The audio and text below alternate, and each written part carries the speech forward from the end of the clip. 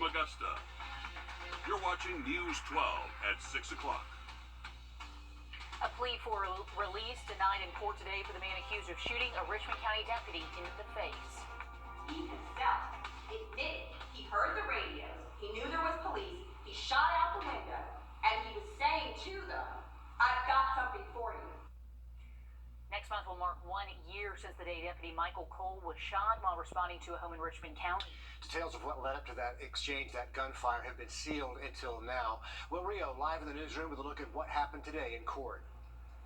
Well, Vernon Craddock Jr. is facing a minimum of 175 years in prison. Today, a judge denying him bond, citing he's a public safety risk and a flight risk. We were in court today as new details were released about what led up to Deputy Cole being shot. November 10th, 2022, Vernon Craddock Jr. showed up to his ex-girlfriend's house on Bungalow Drive at around 2 a.m. Prosecutors say Craddock got into a verbal altercation with her, took out a gun while waving it around. Now, deputies were called to the house without using lights and siren. Prosecutors say Craddock's ex-girlfriend told deputies he was inside acting belligerent and may have a gun. But the defense says body cam shows Craddock's ex-girlfriend said everything was fine and deputies could not come in, but they did anyways. The officers entered the residence, and Deputy Cole was in front. They pushed forward to the hallway and then into the kitchen. While they were in the home, they heard 2 gunshots. At that point, Deputy Cole moved all the way into the kitchen behind the stove. More gunshots went off, and Deputy Cole began to fire. Prosecutors say other deputies on scene heard Deputy Cole yell he was shot while he was trapped in the kitchen. Because of his injury, Deputy Cole began firing erratically over the stove. Deputy Beach began firing through the drywall where he thought the shooter was located. Prosecutors say at that time, Richmond County SWAT team showed up to negotiate with Craddock, but nothing worked. 6 cans of gas were shot into the home. It did not seem to affect the defendant as he shot out the windows when the cans were shot into the house. The officers also noted that while they were outside hiding behind trees trying not to get shot, they heard the defendant saying things like, "I got something for you if you come up in here." Prosecutors say Craddock eventually called dispatch and agreed to surrender. Defense argued that Craddock had no idea deputies were entering the home and that body cam shows the deputies discussed how to enter quietly. There's different versions told of what happened, but it's undeniable that no one who entered that house announced, "This is the police." No one said that. So at that point in time, no one in the house, Mr. Craddock, the only person there, would know who was coming in with guns drawn. The I-team obtained Craddock's interview with the GBI hours after the alleged shooting. Craddock claims he didn't know it was law enforcement until he heard their radios. I didn't even hear no officers or anything to that nature. I stayed in the back room. I hear her crying and saying no, and I hear people stepping in the house. I didn't see anyone. I heard the rustling. I just shot, not knowing who was around the corner. But prosecutors say that doesn't line up with his actions after allegedly shooting Deputy Cole. However, he does admit that he taunted them while they were outside and stated, "Y'all gonna have to kill me today." Prosecutors also noted during the GBI interview, Craddock admits he should have given up once law enforcement was on the scene.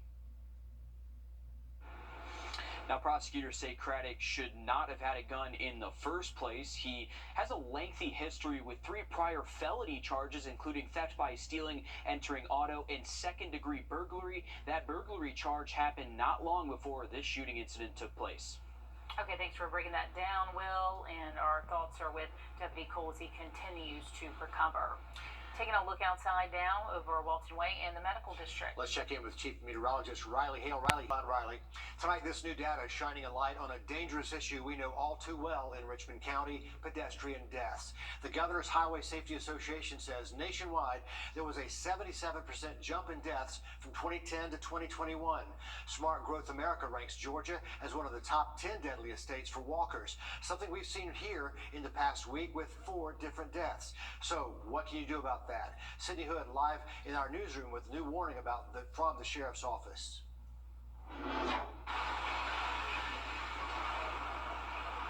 Their warning is simple. They want you to pay attention. It goes both ways, from the driver, the biker, and the walker. And it's especially true on a busy road like Lumpkin Road. Now, the speed limit out here is 45, but GDOT says that if a car hits you going just 40, 9 times out of 10, you are unlikely to make it. It took all my breath. When I got that call, I took a deep breath and I couldn't get it back out. I couldn't believe it. Her best friend is gone. We were supposed to grow old together. We were supposed to be old. We were supposed to watch our kids have all their kids. And this, I had never in a million years imagined this. It only took seconds for a car to hit Joni Mitchell and kill her. I've been in traffic for 2 years, and it appears to be more. And especially when you get that many that close together, it just amplifies the problem. Since August, we've reported 7 pedestrian deaths in Richmond County. The flock cameras have been very valuable in solving some of the most recent hit-and-run cases. A tiny camera helping solve a major puzzle. Along with the cameras in our database, we'll put together a driver with the vehicle that committed the hit and run. Bringing more families. I forgive her, but I will never forget what she did. A sense of closure. And looking at Joni Mitchell's case in particular, the sheriff's office says between those SWAT cameras and other pieces of evidence, they were able to make an arrest in less than a week. Cindy Hood, thanks for that live update. In case you missed it in our last half hour, as Hallie Turner explained, Richmond County is looking to expand their flock camera program. It's a story we'll continue to follow. Cindy, thanks. A man who's been wanted for more than a year for a murder in Aiken is behind bars tonight. The U.S. Marshal Service arrested Darren Glover this morning in Columbia, South Carolina, after they got a tip. That deadly shooting happened back on July 31st in New Ellington. The victim was 56-year-old Charles B. Thomas. Glover's being held at the detention center in Columbia. Columbia County schools are getting set for school closings and openings, and they want to make sure parents have an opinion about their students' possible relocation. These plans are for the next couple of years. School leaders will update parents on closing South Columbia Elementary, the opening for Westmont Elementary, which is the rendering on your screen right there, and the new North Columbia Elementary School. That first meeting is set for next Tuesday, the 24th, at the Columbia County Board of Education building during their normal scheduled session. The biggest budget ever on the table for Augusta. The question is how to spend it. Today, leaders saw the 2024 budget plan drafted by the interim city administrator, and they had some questions. As Craig Allison explains, those questions range from too much money in some departments to not enough money in others. 2024's newest addition was an investment back into the workers of Augusta. A 3% cost of living increase was added to positions in the sheriff's office, marshal's office, Richmond County Correctional Institute, all in response to how many open positions there are, bringing starting salaries near $50,000.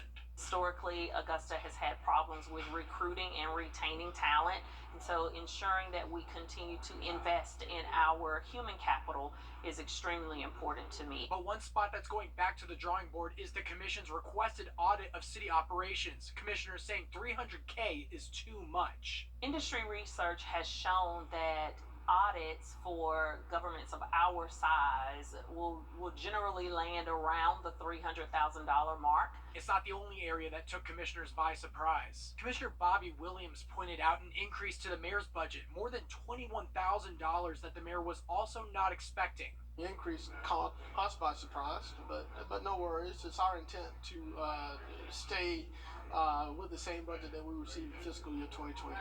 Down the road, there are still shortfalls in garbage collection, the fire department, and street lighting to be worked out. In Augusta, Craig Allison, on your side. So leaders will meet on the workshop on the budget. That's next week, Thursday, October 26th. And the hope is to adopt the new budget by the 21st of November. Voters in Aiken County, you still have time to head out to vote in a special election going on right now, but this is only for those of you in District 8. Republican James Hankinson up against Democrat PK Hightower. The winner will replace Willer Hightower Jr., who resigned in May after 36 long years of service. That vote goes until 7 o'clock tonight. Halloween is going to the dogs. A local animal shelter trying something new to help with adoptions. We share how you can get involved next on News 12 at 6 o'clock. And we are going to see some chilly mornings over the next couple of days, but we are tracking also our next chance for rain by Friday. I'll look at that full forecast just after the break. Time and call me right now. We are excited to announce that the Medicare Specialist is now the 64 Insurance Group. And while we've expanded our portfolio to include other health insurance products, we are still your go-to for all things Medicare. Don't wait until you're 65 to call. Are you 64.com. It's here. The best today. Hey, Chip, what's the matter? Man, this name change is stressing me out. Everyone will know we still specialize in Medicare. Yeah, I know that, but what about this? Are you 64.com? Before we get to weather, going to give you a live look outside I-20 at the South Carolina Welcome Center. We apologize for the video freezing up there, but don't forget, in about 3 hours, these crews are going to be shutting down the exits to the Welcome Center right there and Exit 1, Martintown Road, for some emergency drainage repair in that construction zone. So starting tonight at 9, drivers will either have to go all the way down to Exit 5 to come back to Martintown Road, or you can take Riverwatch Parkway into South Carolina another way. That exit will open back up tomorrow morning at 7. Riley, looks like good weather overnight for those crews, and they could use it. Absolutely. Looking to stay dry for crews tonight. Just going to be a little bit cool out there. Even along the river, we're expecting low temps tonight to be down into the low 40s. So definitely going to need the jacket working out there tonight. We've been on a little bit of a cool next week. Riley, thanks. Are your kids ready to trick or treat? We know they are. And this Saturday, the Aiken County Animal Shelter is holding a trunk or treat event. And this time, the dogs are invited. So our Will Volk shows us how they're getting dressed up for the party. We've been testing out new costumes, and it's hysterical. There's a reason Kathy Cagle is putting costumes on these dogs. We are going to have a trunk or treat here at the Aiken County Animal Shelter on Saturday from 11 to 1. And Alexis is one of the dogs participating. She says they have enough costumes to dress up about a dozen dogs. There will be a rocket ship, a dragon, a taco, and more. We don't see that many kids here, so we hope by bribing them with candy and fun in the parking lot with dogs dressed up in costumes that they'll come and hang out with us. The idea is, if you bring people to the shelter for something like this, they'll see the dogs outside having fun instead of in a cage.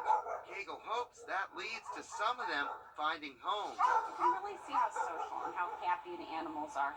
And you can really see what true nature they are.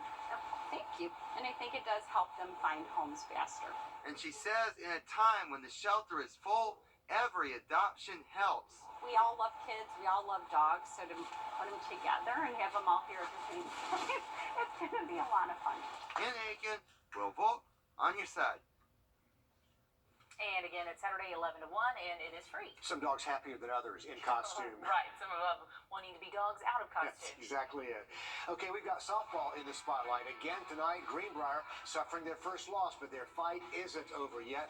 We're live from the Super Regionals with sports director Dan Booth after the break. First Alert Radar, powered by Jim Hudson Automotive Group. Hurt in an accident? On your sideline, sports brought to you by the Hawk Law Group. Good evening, everyone. I'm reporting live from Greenbrier High School, where after winning both of their games yesterday, the Wolfpack had the opportunity to punch their ticket to Columbus for the state Elite Eight. They are one win away, and they are currently in a battle in the second inning, and they have a one-run lead over Northgate at this point in time. Now, they went head-to-head with Northgate in their first game of the day, and they lost in a nail-biter 6-5. It was a close one throughout, and both of these teams are now the only team standing in this Super Regional, giving them a chance to go to Columbus. Now, this is double elimination, so that's why Greenbrier is playing again today, because this was their only loss throughout the Super Regional to this point. And this game is going to decide whether or not which one of these talented teams will be going to Columbus to compete for state. Now, in their last at-bat of Game 1, Greenbrier was down by 1 and had runners on second and third, but they just couldn't get the runs across the plate that they needed. And their second and final game between Greenbrier and Northgate is underway as we speak. As I mentioned, it is currently 1-0 Greenbrier in the top of the second inning, and it's going to be close throughout. And we're going to have continuing updates on this game as well as all the other games that are taking on place and all the different schools that are playing today and tomorrow as well later on this evening. But before we do that, let's send it over to Savannah, where Alyssa Lyons has been covering Harlem. So Alyssa, how's the celebration going over there in Savannah? Dan, I think we're so used to those other Bulldogs celebrating with confetti. This Harlem Bulldog team celebrated with those Burger King crowns that you get right after you eat. So, you know what? There's just a different type of celebration, but it's one that I think everybody accepts because, hey, they're headed back to the GHSA Elite 8 for the 9th time since 2010. Take a look at this video. Here it is. This was the final out that sealed the Bulldogs' trip to Columbus. They put an end to number 1 seed Savannah Christian in 7 innings, 14-8. This one looked like the door was going to be shut early. Harley Hoffman made up for it big on offense. 3 triples, a single, and a walk gave the Bulldogs some insurance, sitting up 8-2. Enough insurance, right? Think again. The Raiders decided to stick their foot in the door. Savannah Christian put on 5 in the 4th and 1 more in the 5th to tie it up. This is the biggest comeback that this team has faced this year, but Harlem does what Harlem does best. They buckled down the next 2 innings and took their run game up a notch. They scored 6 runs on the top of the 7th, 2 off an error, first off a Claire Clemens at bat. It wasn't a good hit, but you know, we got runners to score, so it counted. So it meant a lot to help. It was really, I ain't got words for it because the defense broke down. Pitched well. We just made so many errors and let them back in that ball game. And but you know, that's one thing about it, but they did not give up. We come in that last inning, we got them hits in a row, you know, so they didn't let that down. But, you know, we don't make that kind of errors at home. 2 of those errors came in the bottom of the second. But, you know, Coach just shook it off. He said, a win is a win, no matter how you get it. He's just excited that they're headed back to Columbus. And that is great news. Congratulations to all of our local teams. Yeah, love to see that. And great coverage today on those softball playoffs there. Two local teams doing really well. Yeah. So many people in our area in need of a helping hand, and the Grace Place Mission Center on Riverwatch Parkway just opened a new blessing box that you can dig into if you're ever in need. Inside the blessing box, you'll find food, but the center also has other basic necessities available as well. Director Greg Mason talks about what else they offer to the community. And it's a food pantry and a clothes closet, and everything is free. When you go inside, we have clothing for infants up through adults and shoes as much as possible. And then the food pantry is open on Tuesday and Thursday. Mason says it's important to him as a Christian to pass on the grace to those in need. And like he mentioned, they're open Tuesdays from 9 to 6:30 and Thursdays from 9 to 3. We'll have more News 12 right after this break.